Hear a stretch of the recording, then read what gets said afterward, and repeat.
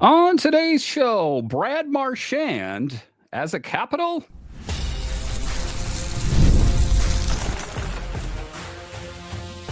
Your Locked On Capitals, your daily podcast on the Washington Capitals. Part of the Locked On Podcast Network. Your team every day.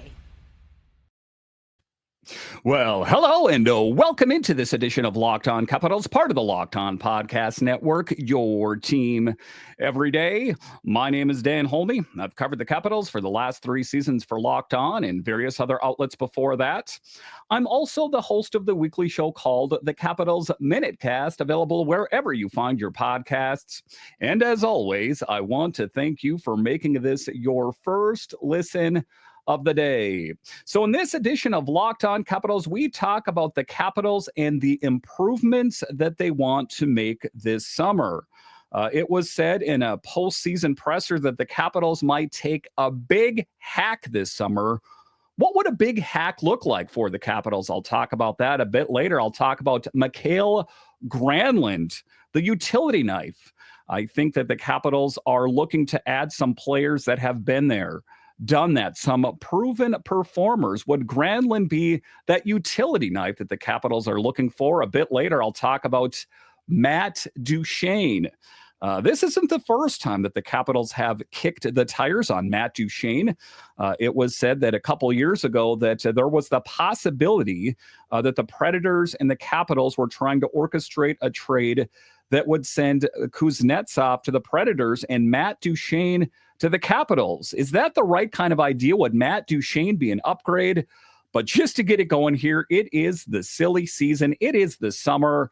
And if the Capitals are looking to take a big hack, if they are looking to get really aggressive, I think that Brad Marchand would be a big upgrade for this team in the short term. What are some of the things that we know is that Alex Ovechkin is under contract for next season, and that is it. Is there the possibility that Chris Patrick and the Capitals try to take a swing for the fences and try to bring in a player like Brad Marchand to give this Capitals team the chance of winning a Stanley Cup? I mean, the Capitals very well could push all their chips in on the opportunity of winning another Stanley Cup while Alex Ovechkin is here. They already did one back in 2018. Maybe they try to get aggressive and bring in a proven performer. Now, right away, I can already hear you listening on the other side of your radio or on YouTube and like, Brad Marchand, we don't want any piece of that on this team. And like I said in yesterday's show, I think he's a bit of a polarizing character. In a lot of ways, like Tom Wilson.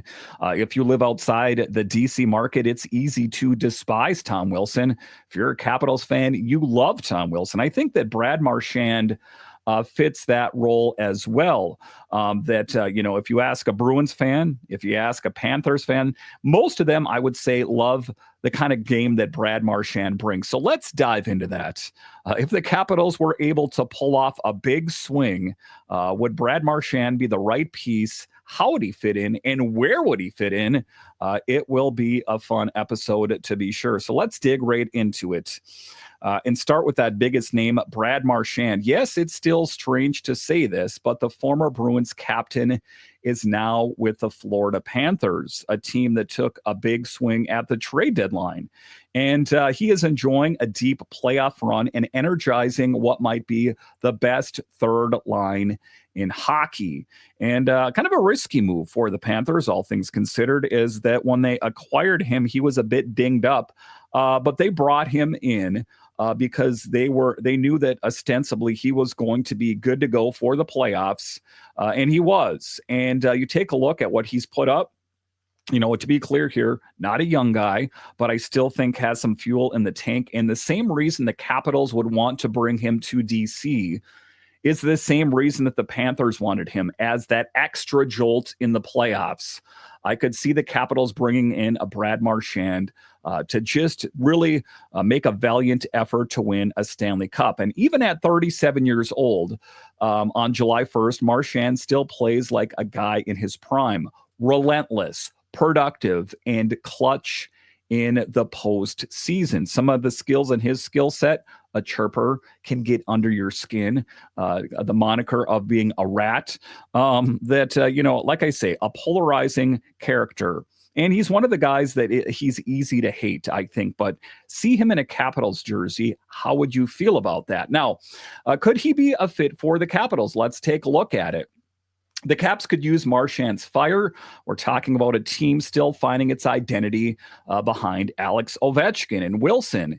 If the goal is to become competitive while getting younger, you still need glue guys and edge leadership. Marchand would bring all of that and then some. He's the kind of player you hate to play against and love to have on your side.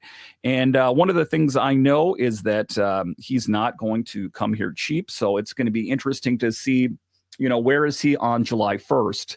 Is there a team that goes out and acquires him before that, makes another trade, or does he make it to the open market and demand the Kings ransom? It's interesting that, the Capitals, if it's in fact a trade, would have to give up a lot. Maybe too much more, maybe more than they'd want to give up. But, if it makes it to July 1st, they would most likely have to free up some cap space. They do have some money to spend, but they still want to have money to spend on other holes in the lineup and unrestricted free agents that they might want to have come back. And Marchand is coming off a $6.125 million AAV deal and will likely command more on the open market, especially after this playoff showing that, we've seen what he's done for years with the Bruins and what he's done in the postseason and how well the Panthers are playing, that when you start to add that to your resume, well, your asking price goes up, up, up.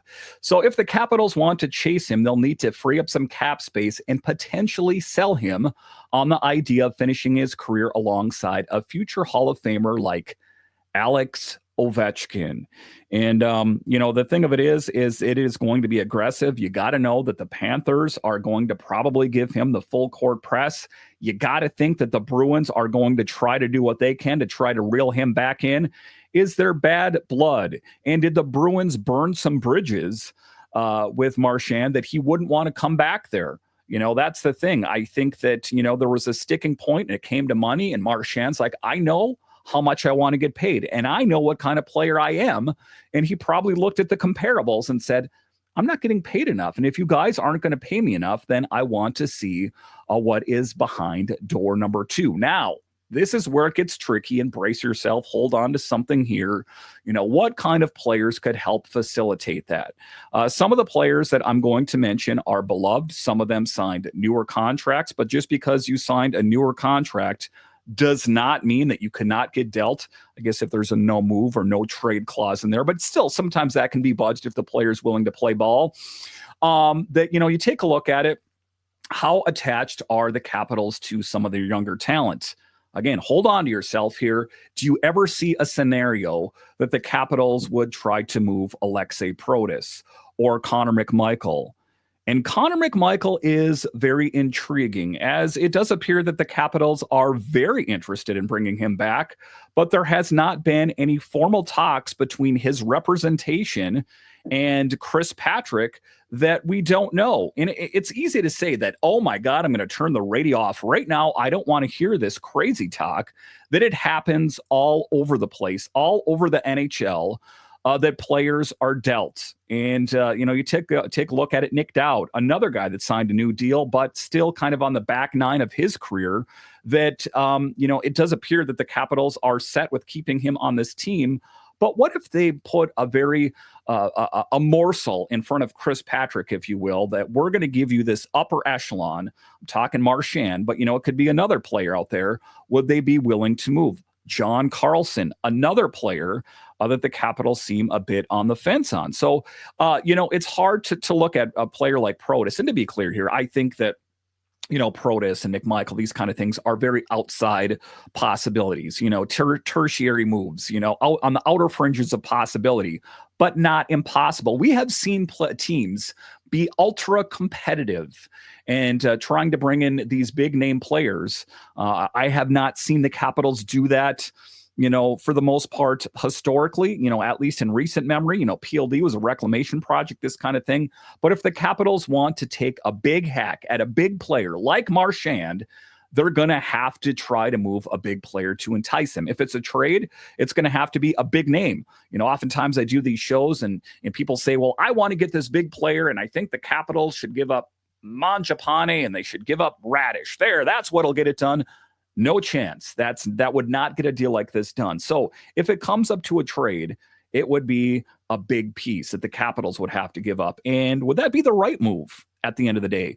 That would be, kicking that can down the road of getting better, next year in hopes that you can do it this year. Win now mode, something the Capitals have been guilty of for many years.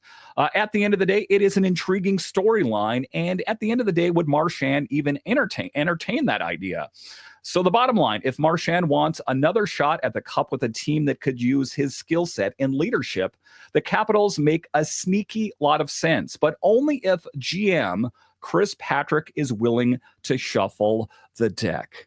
Again, this is the silly season and maybe a silly thought, but if the Capitals want to get a chance at winning a cup, and we see how this team struggled in the second round of the playoffs, a team that Frank Saravalli said was not battle-tested, that came into focus as they were dispatched by the Carolina Hurricanes in short order. A player like Marchand could be an absolute steal. Are you asking me right now if it's a good idea? I don't think the Capitals should mortgage the farm to get it done. I think that they should be open to offers, however that might manifest itself. I think it's an intriguing storyline to think about. If the Capitals really want to make a deep push and make a valiant effort for a Stanley Cup, I think that Marchand could be a guy that could fit that bill if he's willing to come here for one, and if Chris Patrick is willing to get aggressive. All right, so coming up here after the break, another big move that could be in the makings, and I'm talking Matt Duchene. Is that even a possibility? I'll discuss straight ahead.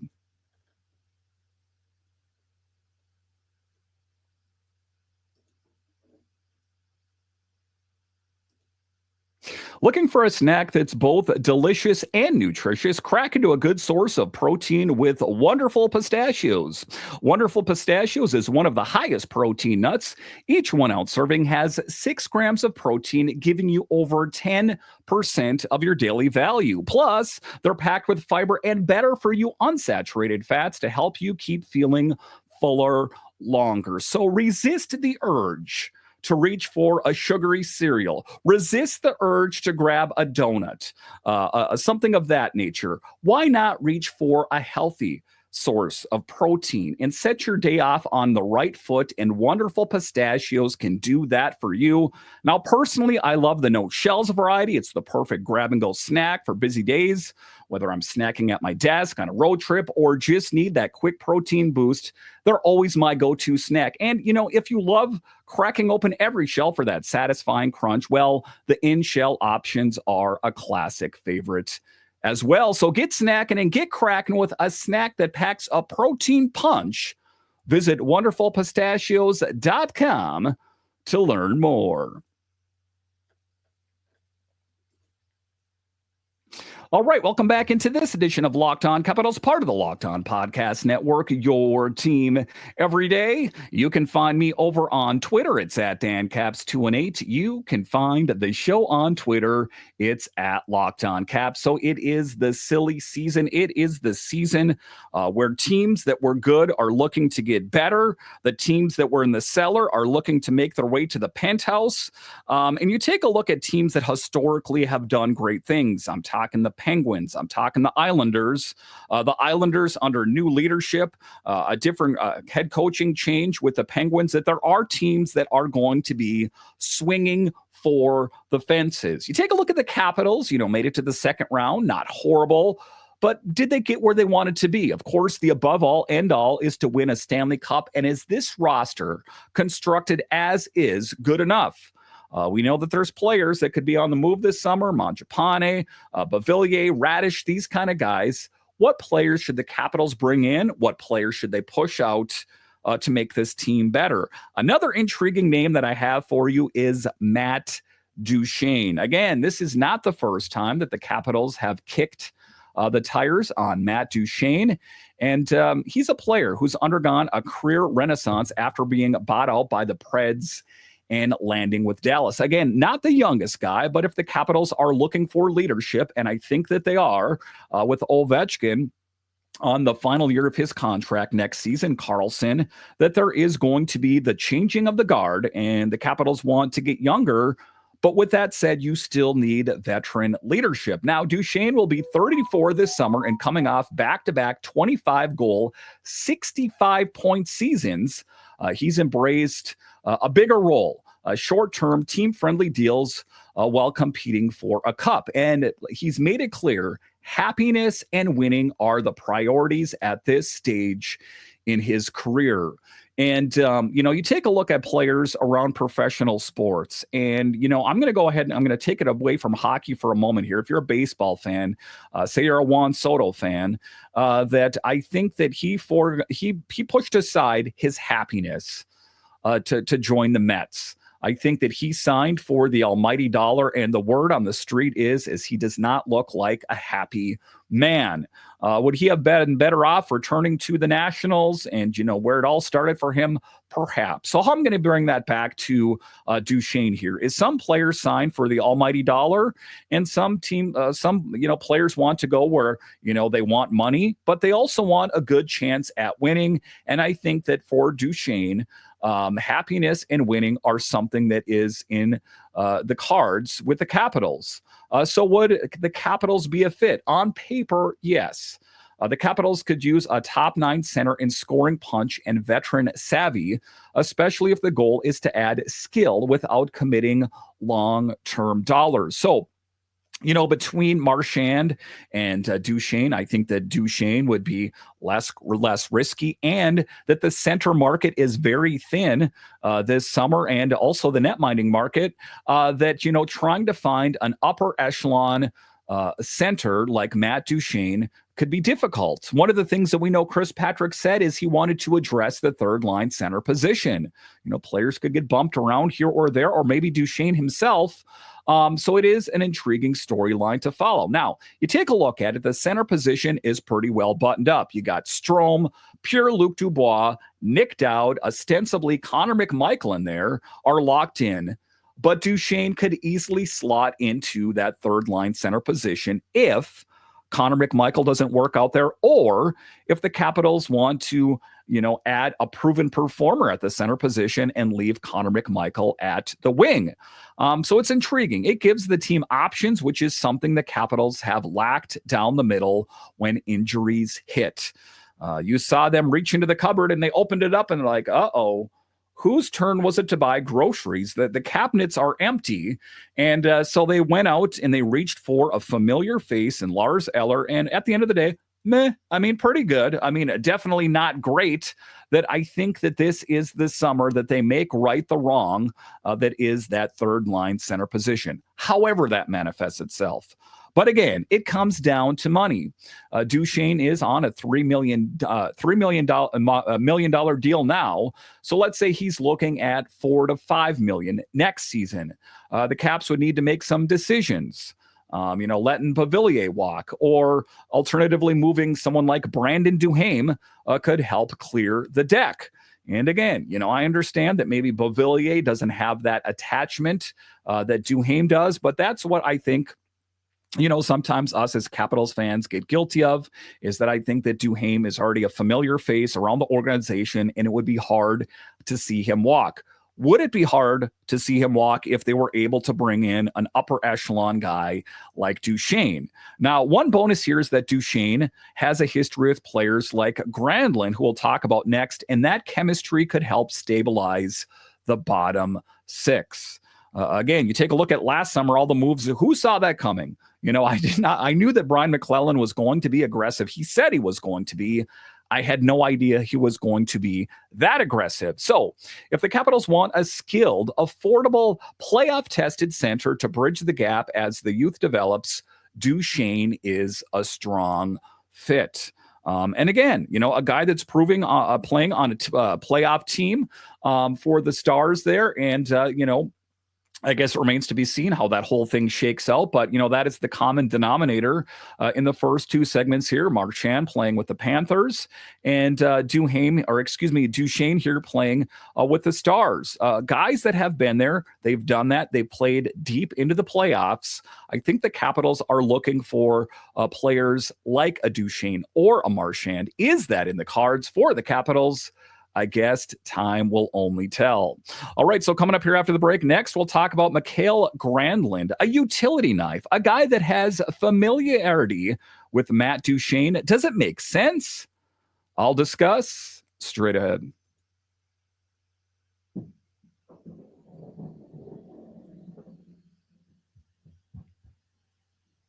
All right, welcome back into this edition of Locked On Capitals, part of the Locked On Podcast Network. It is your team every day. The best way that you can help grow the show is to subscribe to Locked On Capitals on YouTube and comment anything down below. In the final segment here, we're talking about Mikael Granlund, a guy that's dubbed like a utility knife, a Swiss Army knife, if you will, a guy that can work in a lot of different situations. And like I said, that's the theme in the show, that whatever we saw from the Capitals was good this season. We kind of, was brought into focus in the postseason, ultimately what this team was made of. So in this final segment, we'll talk about Mikael Granlund. And could he be one of the missing pieces that could help take this team to the next level? But you take a look at Granlund, a player who's rebuilt his value after a tough stint in San Jose and is now thriving in Dallas. And Granlund is the definition of versatility. Like I said, a utility knife, a Swiss Army knife, however you want to look at it. He can play center or wing, is smart defensively, efficient on the power play, kills penalties and wins draws. He's not flashy, but he is what I said before, a glue guy. And every team needs that deep and has a couple of these. And glue guys are something the Capitals are looking for. They do have some of those on this team. But, to bring it all back here, that it is going to be the changing of the guard, ostensibly. Like I talked about, Ovechkin, Karlsson, two pillars, have been pillars on this team for years, that they're going to look for some of those guys with a little bit of, hours or miles on their hockey odometer, if you will, that, a lot of the veteran voices have peeled away. Backstrom, Oshie, Ovechkin, Karlsson at some point here, that you need some guys that are proven performers. So you take a look at it. He's at 33 years old. So again, not the youngest player, but not the oldest, is finishing a $5 million deal. If he's willing to come down to around 3 to 4 AAV, he becomes extremely appealing to the Capitals. And here's why. The Caps are in a transition point, like I talked about. Ovechkin still chasing milestones. Ryan Leonard and Mikael emerging. Granlund helps cover you in almost any forward role while mentoring younger players. As I'm talking here, I would say that Granlund is one of the front runners, and Matt Duchene that I think could definitely be a perfect fit on the Capitals. And the other benefit, if that wasn't enough, is that Duchene knows Granlund as well. So there's that familiarity factor, and that is something that is spoke of more and more often, something that is not easily quantifiable, but you hear more and more, like when we hear about Dylan Strome seems like has played with virtually every player in the NHL. But when you come to a team and there's a familiar face, it makes it easy. Think Roy and PLD, those kind of situations. So if there is a history, sometimes that makes it a bit easier. Now, to make it work, you'll need to clear a bit of cap space. Say Radish isn't re-signed. And, I hate to say it, but say they make a big move and they moved a player like Duchene or a Karlsson, something of that nature. Now you've got room to add a multi-use vet who's been through the battles and can still play 15 to 18 quality minutes per night. Now, the Capitals do have some internal options. I get that. Players on Hershey that maybe will be ready to go next year.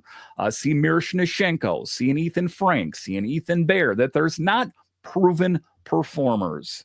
That's the tough thing. And sometimes you don't know they're proven performers until they prove that. See Alexei Protas, see Connor McMichael. And even those players did not come out swinging right out of the gate.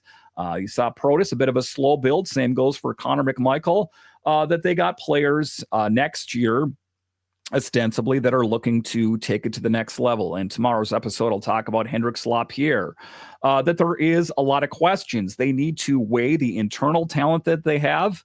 And they also need to look at, external talent and see, well, what player is going to give me the best chance at winning, where I'm not going to mortgage the farm, because, you take a look at the Capitals have already extended a couple players to long-term deals.